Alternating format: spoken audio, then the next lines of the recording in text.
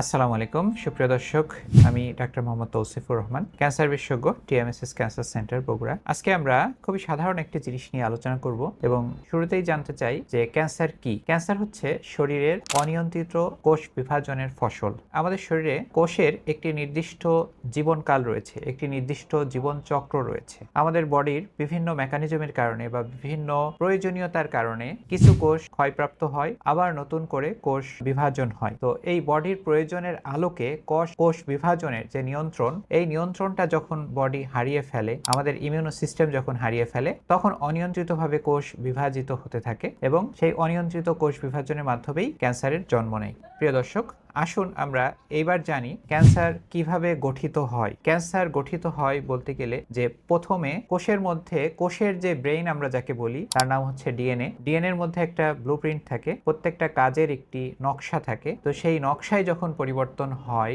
তখন কোষগুলো অনিয়ন্ত্রিতভাবে বিভাজিত হতে থাকে। এরপরে সেখানে টিউমারের জন্ম লাভ করে, অর্থাৎ কোষগুলো স্তূপাকারে একটি জায়গায় গঠিত হতে থাকে এবং স্তূপাকারে বৃদ্ধিপ্রাপ্ত হতে থাকে। তারপরে রক্ত এবং লসিকা নালীর মাধ্যমে এটি আমাদের শরীরের বিভিন্ন স্থানে ছড়িয়ে পড়ে। তো এর মাধ্যমেই একটি ক্যান্সার জন্ম লাভ করে এবং বিস্তার লাভ করে। প্রিয় দর্শক, আজকের মতো এতটুকুই। পরবর্তী অনুষ্ঠানে আরো নতুন নতুন বিষয় নিয়ে আলোচনা করব। আমাদের সাথেই থাকুন। ধন্যবাদ। আসসালামু আলাইকুম।